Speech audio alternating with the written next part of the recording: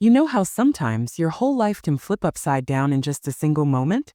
I always thought if something like that ever happened to me, it would come with warning signs, maybe dramatic music, thunder, or some kind of build-up the way you see in movies.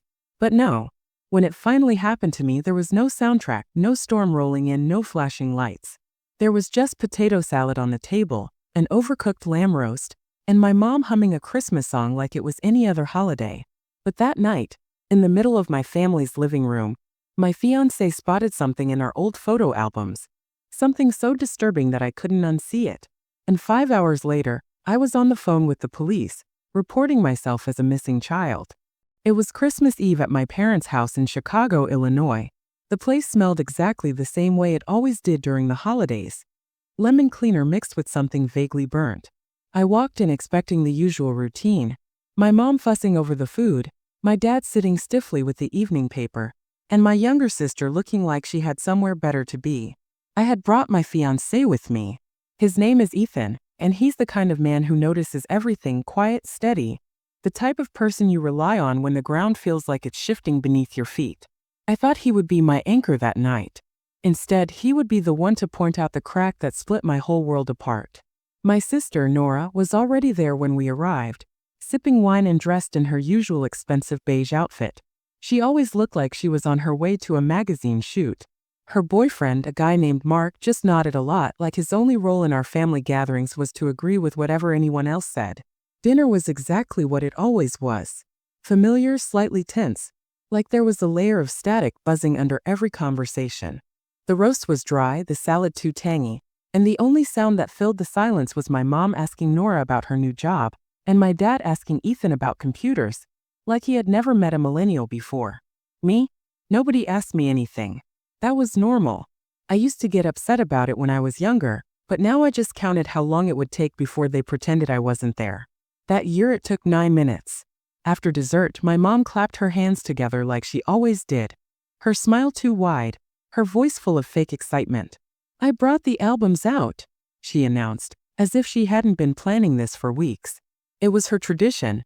Every year, she dusted off the old family photo albums and acted like she had just happened to stumble upon them in the closet. And every year we all pretended to be surprised. Nora leaned in like she was watching an award show. Mark put on his best interested face. Ethan sat next to me, quiet as always. I watched him more than I watched the pictures. The first album was full of birthdays and beach trips, awkward school portraits, the kind everyone cringes at but secretly loves. The second album was all about Nora, her baby photos, my mom glowing, my dad looking proud. Then came the third album, mine. That's when I noticed the change in Ethan. At first, he didn't say anything, but I caught the way his shoulders stiffened, the way his eyes narrowed slightly, scanning the photos like he was analyzing every detail. Ethan is a photographer, so I know that look.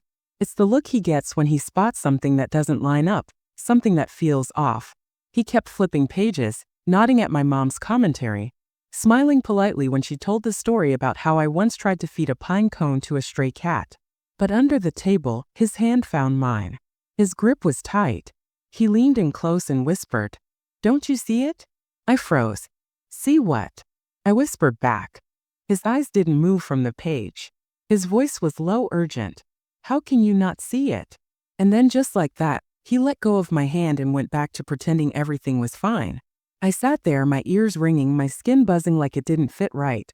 I tried to play along, smiling at the right moments, laughing at the old stories, but all I could think about was what Ethan had said. What did he see that I didn't? When we finally left, Ethan came up with some excuse about an early flight or a late work call. My mom fussed, my dad barely looked up. Nora didn't take her eyes off her phone. I kissed them all goodbye like I wasn't unraveling inside. And then we got in the car. That's when Ethan reached into his coat and pulled out a few loose photographs. My stomach dropped. He must have taken them when my mom wasn't looking. "Look," he said. The first one was me in a pink coat standing in front of a stone wall. I'd seen it before. It had lived in my memory like wallpaper. "What?" I asked. "It's just a photo." Ethan handed me 2 more. "Same face," he said. "Same angles, same shadows. Look closer." I squinted at the pictures and then I saw it. My stomach flipped. It was me, the exact same version of me, copy and pasted into different backgrounds. One in front of a fence.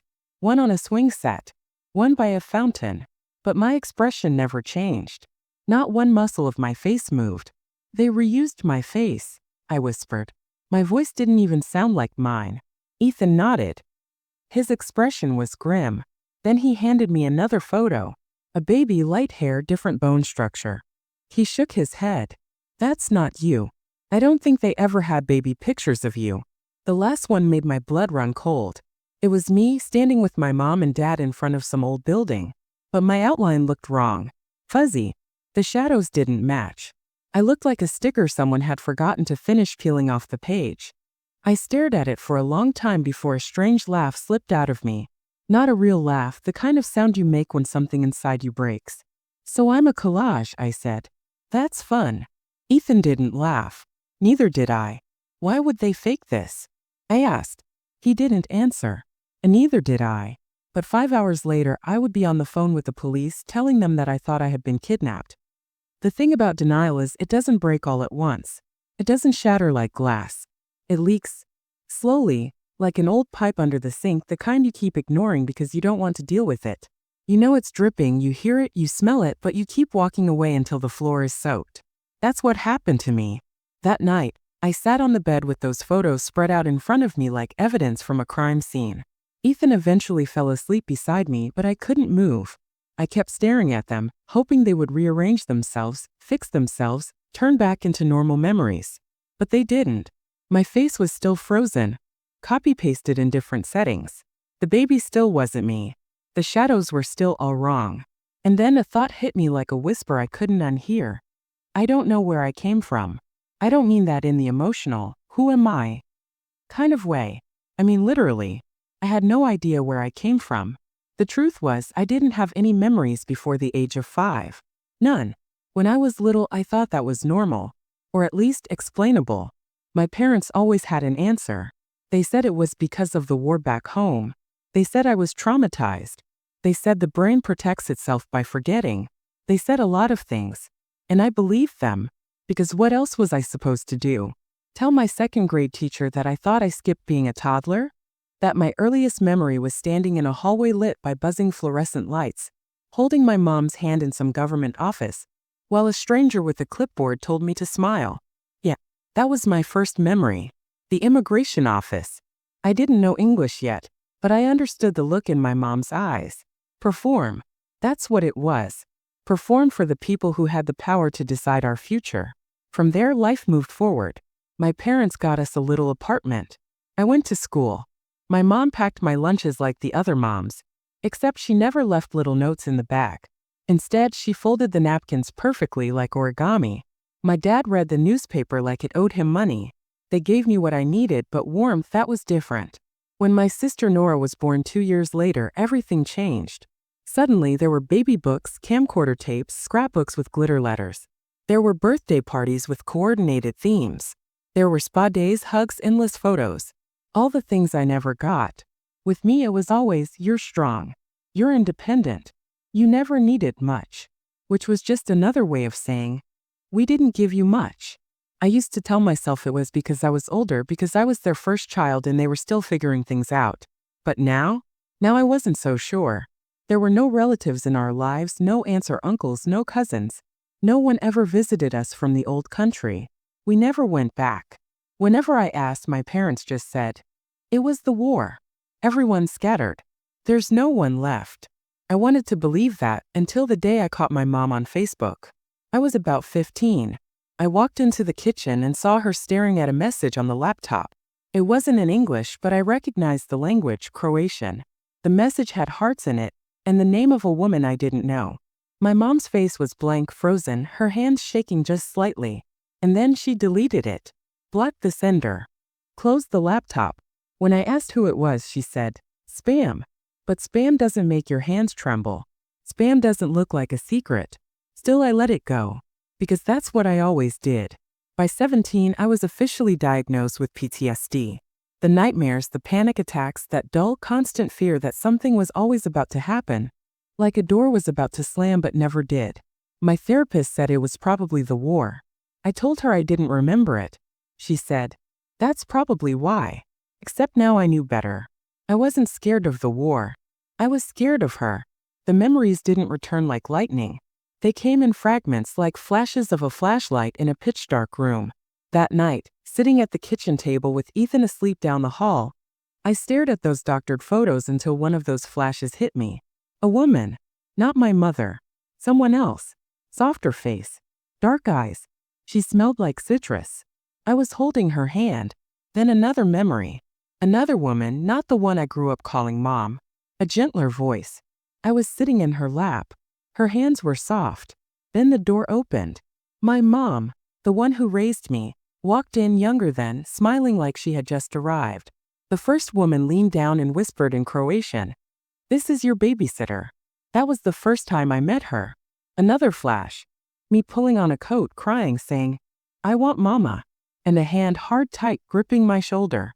A cold voice whispering, "Don't say that again. If you talk about her, you disappear."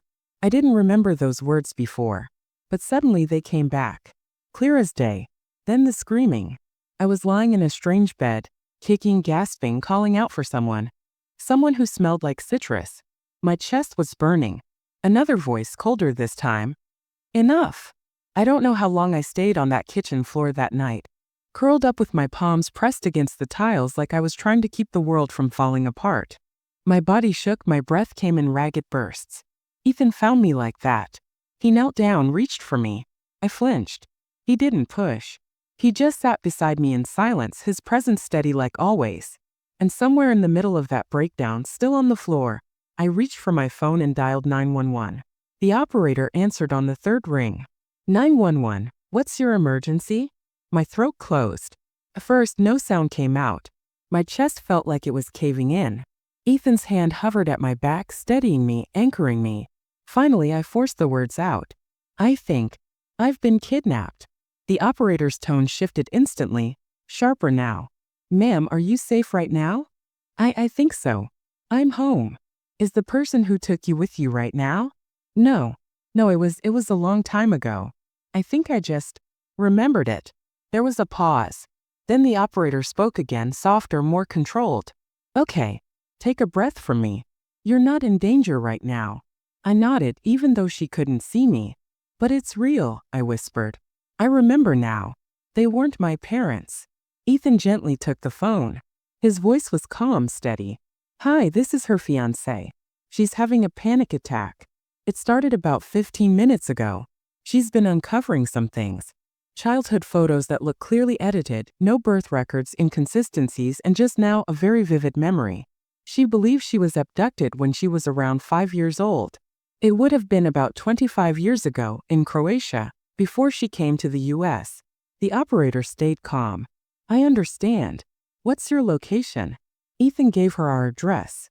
"I'm going to log this as a welfare check," she said, "and forward it to the investigative unit. Someone will follow up. If either of you feels unsafe, call us back immediately." Ethan thanked her and hung up. I was still shaking, but something inside me shifted. The words had been spoken out loud to someone real. Not just to Ethan, not just to myself, but to an official, to the system. And there was no taking them back. The morning after that phone call, I woke up with swollen eyes and a pounding head. For a moment, I thought maybe it had all been a nightmare.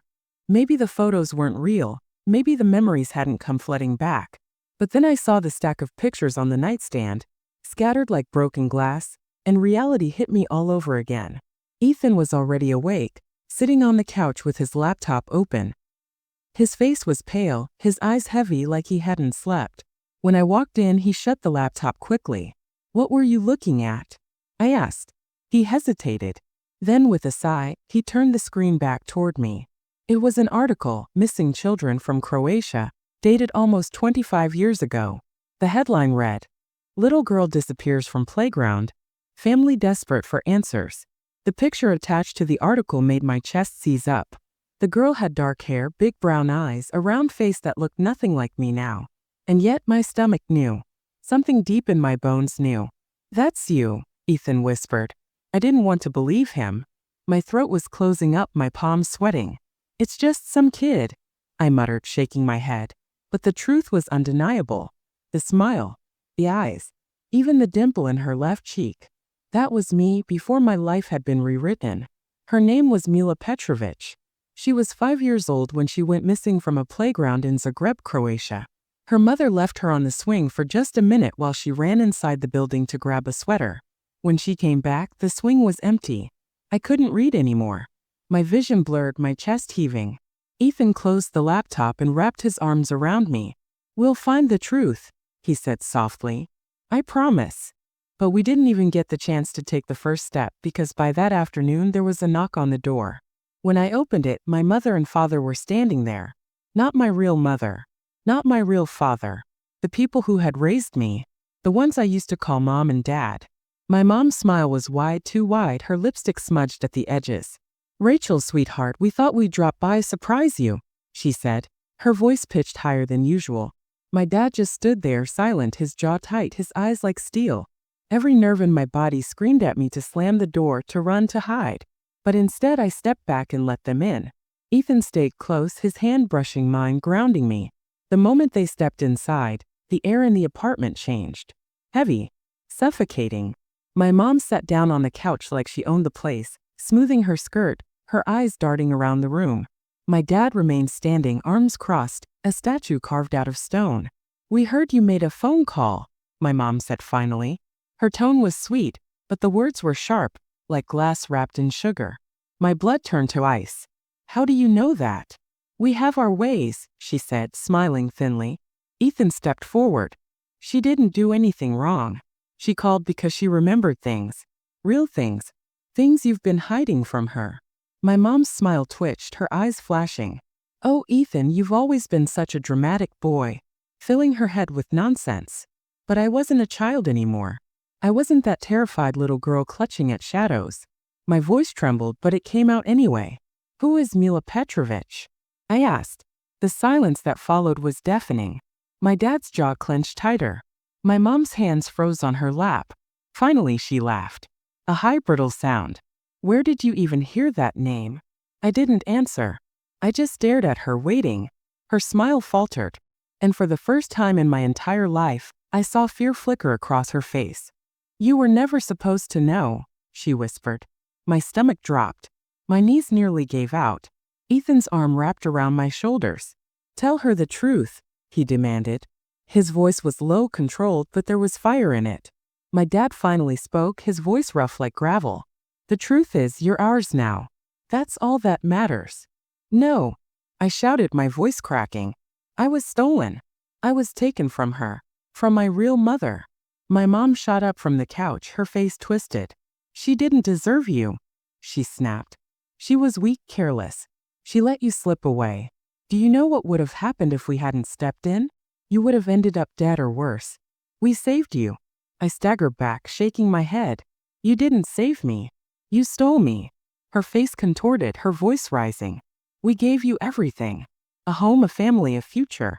We raised you better than she ever could have. And this is how you repay us? By spitting in our faces." Ethan's voice cut through the shouting.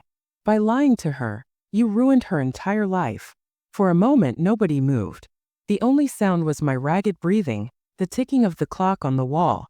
Then my dad took one slow step forward. His voice was low, almost a growl. "You will not destroy this family. Do you understand?" Ethan stepped between us. "She's not your possession. She deserves to know who she is." My dad's eyes narrowed. For a second, I thought he might actually hit Ethan. The tension in the room was like a live wire, ready to snap. And then, mercifully, there was another knock on the door. I froze. My mom stiffened. My dad's head whipped toward the sound. Ethan opened the door. 2 police officers stood there. "Rachel?" one of them asked, scanning the room. I nodded weakly. "That's me. We'd like to speak with you." My mom shot forward, her voice syrupy sweet again. "Oh, officers, this is all just a misunderstanding. Our daughter is." "Ma'am," the officer cut her off firmly. "We'll be speaking with Rachel alone." The look on her face was priceless, panic, rage, fear, all tangled together. My dad's fists clenched at his sides, his chest rising and falling like a bull ready to charge. But for the first time in my life, I felt something I had never felt before when standing in front of them. Safe. Because now it wasn't just me and Ethan against them. Now the truth was out in the open. And there was no way to shove it back into the shadows. The officers led me out into the hallway, away from my parents, away from the suffocating air of my apartment. My legs felt shaky like they might give out, but Ethan was right there, steadying me, his hand brushing against mine. We walked down to the lobby, where the officers asked me to sit on a bench near the elevator. The taller one, Officer Daniels, crouched down so he was eye level with me. His voice was calm, measured, like he had done this before. "Rachel, we just need to ask you a few questions, all right? Take your time." I nodded, my throat dry. My mom and dad, no, not my parents, not anymore, were upstairs, probably pacing like caged animals. I tried not to think about them listening at the door. The second officer, a woman named Lopez, pulled out a notebook. "Can you tell us what made you call the police last night?" My hands trembled in my lap. Ethan gave me an encouraging nod, so I took a deep breath and began. I told them about the photo albums, about the duplicated pictures, the cut-and-paste smiles, about how Ethan had noticed it first, how he had found the article about the missing girl, about the name that had shattered my entire existence, Mila Petrovich. Officer Daniels listened carefully, his brow furrowed. When I was done, he asked, "And you believe that Mila is you?" My voice came out small but firm. "I know she is." Lopez scribbled something down in her notebook. "And your parents?" She glanced up, correcting herself quickly. "The people who raised you, have they admitted to anything?" I swallowed hard. "My mom. She said I was never supposed to know. She said they saved me, that they gave me a better life." Daniels exchanged a quick look with Lopez. Then he stood up, running a hand over his jaw. "Rachel, this is very serious. If what you're saying is true, we'll need to open an official investigation. That means records, DNA testing, and contacting international authorities." The words made my stomach twist. Records, DNA, authorities. It all sounded so heavy, so final. "What happens to them?" I asked, my voice barely a whisper. "That depends," Daniels said carefully. "If they did abduct you, they'll face charges. Kidnapping, falsifying documents, possibly more." I felt sick. These were the people who had tucked me into bed, who had packed my school lunches, who had bought me birthday presents, even if half the time they acted like I was invisible. Could I really see them in handcuffs? Could I watch them be dragged away as criminals? But then I remembered the other woman, the real mother. Mila's mother. My mother. A woman who had searched, who had cried, who had probably never stopped wondering if her daughter was alive or dead. And suddenly the answer was clear. "Yes," I said firmly. "Do whatever you have to do." Lopez gave me a small, encouraging smile. "You're doing the right thing." Just then the elevator dinged. My heart dropped. My mom and dad stepped out, their faces hard as stone. "Rachel!" My mom called out sharply, striding across the lobby. "What are you telling them? Stop this nonsense right now." Daniels moved quickly, stepping between us. "Ma'am, I'm going to have to ask you to stay back. This is our daughter," she snapped, her voice echoing through the space. "You can't just." "She's not your daughter," Ethan cut in, his voice steady, clear, slicing through the chaos. My mom's face crumpled, her fury twisting into something desperate. "Rachel, don't listen to him. You belong with us, with your family." I stood up slowly, my legs still trembling, my heart pounding so hard I thought it might burst out of my chest. "No," I said quietly, but the word carried. "I don't belong to you. I never did." Her face went pale, her mouth opening and closing like she wanted to argue, but no words came out. My dad grabbed her arm, pulling her back roughly. His eyes locked on mine one last time, cold, unyielding, before he turned and led her out of the building. The silence that followed was deafening. I sank back onto the bench, every muscle in my body suddenly drained. Ethan sat beside me, his hand on my back, rubbing slow circles. Daniels cleared his throat. "We'll need to set up a time to take your DNA sample. If there's a match in the database, that will give us confirmation." "How long does that take?" I asked. "A few weeks," Lopez said. "But given the case you mentioned, we may be able to expedite it." Weeks. The word hit me like a punch. How was I supposed to keep living my life, going to work, pretending everything was normal, when my whole identity was hanging by a thread? Ethan must have read my mind because he squeezed my hand. "We'll get through this," he murmured. "One day at a time." The officers left after taking down more details, promising to keep me updated. For the rest of the day, Ethan and I barely spoke. We sat in silence, the weight of everything pressing down on us. That night I couldn't sleep. I tossed and turned, my mind replaying every memory I had with the people I used to call my parents. The Christmas mornings, the birthdays, the arguments, the cold silences. Were any of those moments real? Or had it all been part of the lie?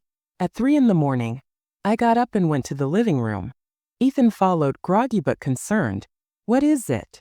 I need to see her, I whispered. My real mother. I can't wait weeks. I need to know now. He hesitated, running a hand through his hair. Rachel, you don't even know if she's still. He stopped himself, but I knew what he was going to say. She was still alive. Please, I said, my voice breaking. I have to try. Ethan studied me for a long moment, then nodded.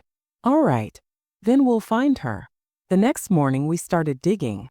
Ethan scoured online databases, news archives, anything that could give us a lead. I called the police station, asking if they had contact with Mila's family, but they wouldn't release any information until the DNA results came back.